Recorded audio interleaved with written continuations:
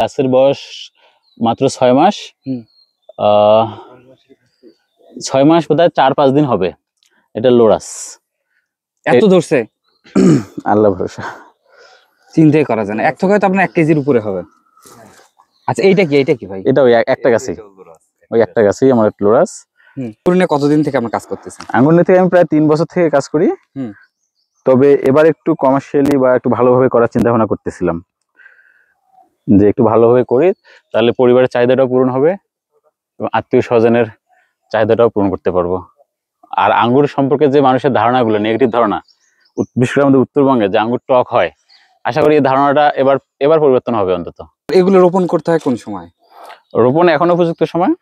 আপনি জানুয়ারি থেকে জুন মাস পর্যন্ত এই সময় রোপণ করলে মোটামুটি ফেব্রুয়ারির দিকে আমরা পুনিং করি, মার্চের দিকে ফুল ফল আসে, আশা করা যায় আসতে পারে যদি আপনি ভালো জাত সংগ্রহ করেন। আর এগুলো হারভেস্ট করতে আর কতদিন সময় লাগবে? আর অলমোস্ট 1.5 মাস 2 মাসের মধ্যে এটা মোটামুটি আপনার হারভেস্ট করা যাবে। আর ভাই আঙ্গুরের বিশেষ কোনো পরিচর্যা আছে নাকি? হ্যাঁ, আঙ্গুরের পরিচর্যা যদি আপনি মাটিতে লাগান তেমন পরিচর্যা লাগে না, মাঝে মাঝে একটু ছত্রাক কীটনাশক স্প্রে করলেই হয়ে যায়। আর জিওতে লাগালে জৈব সার, একটু ছত্রাক কীটনাশক মাঝে মাঝে স্প্রে করলে আর তেমন কোনো সমস্যা থাকে না। আচ্ছা, কোনো পোকার বিশেষ আক্রমণ হয় কিনা? পোকা, হ্যাঁ, মাকড়ের সমস্যাটা আঙ্গুরের একটু মারাত্মক সমস্যা। মাকড়নাশক একটু মাঝে মাঝে স্প্রে করতে হয়, মাঝে মাঝে মাকড়নাশক স্প্রে করলে আর এই সমস্যাটা থাকবে না। আর একটা সবচেয়ে বড় সমস্যা আছে ডাইব্যাক, ডাল শুকায় যায়, এরকম করে ডাল শুকায় যাবে। এটা আপনি সঠিক খাবার ঠিক মতো দিলে আর এই সমস্যাটা থাকে না। আর সঠিক খাবার বলতে আপনি কি ধরনের খাবার দিচ্ছেন? জৈব সার, রাসায়নিক কোনো সার নয়, জৈব সার, পচা গোবর, কেঁচো কম্পোস্ট, এগুলোই। এর বাইরে তেমন কিছু প্রয়োজন হয় না।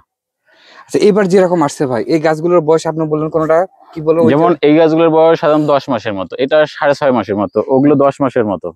আর ওইটা যেটা বললেন ভাই, ওটা কয়দিন বললেন? এটা 6.5 মাস, 6 মাস, মানে 6 মাস, 6.5 মাস এরকম হবে, 6 মাস 4 দিনের মতো আর কি। এত সুন্দর ফল আসছে, আল্লাহ ভরসা ভাই। আর এরকমই যদি আপনি সঠিক প্রপার ট্রিটমেন্টটা করতে পারেন তাহলে আপনি এরকম মানে 1 বছরের মধ্যে ফল আনতে পারবেন। আপনার যে এরকম মানে জিও ব্যাগে করছেন, মানে কোনো ভাই যদি আসলে এই ধরনের চারা সংগ্রহ করতে চায় কিভাবে? হ্যাঁ, কোনো সমস্যা নেই, শুধু চারাই সংগ্রহ না, সঠিক পরামর্শটাও দেওয়া যাবে যাতে উনি খুব দ্রুতই ফল আনতে পারে বা ভালো রেজাল্ট নিতে পারে। আপনি চারাও করছেন? হ্যাঁ, কিছু চারাও আছে। আসসালামু আলাইকুম। আজকে আমরা আসছি একদম শিক্ষিত তরুণ উদ্যোক্তার একটা আঙ্গুর বাগান আসলে দেখার জন্য। আচ্ছা ভাই, পার্সোনালি আপনি কি করেন যদি একটু বলতেন? আমি হেলথে জব করি, পরিবার স্বাস্থ্য কল্যাণ মন্ত্রণালয়ে। আচ্ছা, হেলথের চাকরির পাশাপাশি এই ধরনের মানে আরো তো অন্য কিছু ছিল, আঙ্গুরে কেন আপনি? আঙ্গুরটা সম্পর্কে বাংলাদেশের মানুষের, বিশেষ করে আমাদের উত্তরাঞ্চলের মানুষের ধারণাটা অত্যন্ত নেগেটিভ। আশা করি আমি চেষ্টা করতেছিলাম যে নেগেটিভ ধারণাটাকে পজিটিভ করার জন্য, যে আঙ্গুর মিষ্টি হয় এবং খুব ভালো মিষ্টি হয়, বাজারের চেয়েও মিষ্টি হয়, এই ধারণাটা করার জন্য, আর যেন আমদানি নিরুৎসাহিত করার জন্য, যেন আমরা বাংলাদেশে অটোমেটিকলি অনেকেই এই মানে বাগান শুরু করছে যেন আমদানিটা কমে যায়। আর আমদানি কমে গেলে আর কমে যাবে। আর এগুলোকে হারভেস্ট করতে আর কতদিন সময় লাগবে? আর 1.5 থেকে 2 মাসের মতো লাগবে। আচ্ছা, 1.5 থেকে 2 মাসের মতো লাগবে।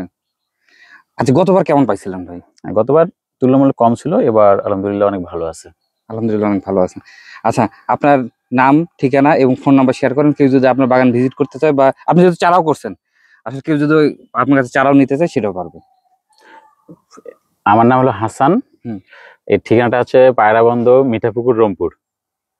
আর ফোন নাম্বারও দিয়ে দেন, মানুষ উপকৃত হবে। Phone number 01723886864। আচ্ছা ভাই, আপনাকে অসংখ্য ধন্যবাদ। আমরা এখন এই বাগানটা দেখতেছি, যখন হারভেস্টের সময় আসলে মানে আরো ভালো হইতো, কিন্তু আঙ্গুর দেখে খুব ভালো লাগতেছে। এগুলো মিষ্টির তত্ত্ব বা অসম্ভব। হ্যাঁ, আপনি বাজারের চেয়েও মিষ্টি, আবার কিছু কিছু বাজারের মতো মিষ্টি, তুলনামূলক অনেক ভালো। আচ্ছা ঠিক আছে ভাই, অসংখ্য ধন্যবাদ। থোকা থেকে আঙ্গুর ছিঁড়তেছেন কেন এখন? এখানে আঙ্গুরগুলোকে বড় করার জন্য এবং পরিপক্ক করার জন্য অপ্রয়োজনীয় বা ছোট ছোট ফলগুলোকে আমরা ফেলাই দিই, যেটাকে থিনিং বলা হয়। এই ফেলাই দিলে গাছগুলো, ফলগুলো আরো বেশি জায়গা পাবে এবং ফলগুলো বড় হবে। আচ্ছা, এটা সাধারণত কতদিন পর পর করতে হয়? এটা আপনি একবারে করতে পারেন, অথবা আপনি 2-3 বারও করতে পারেন।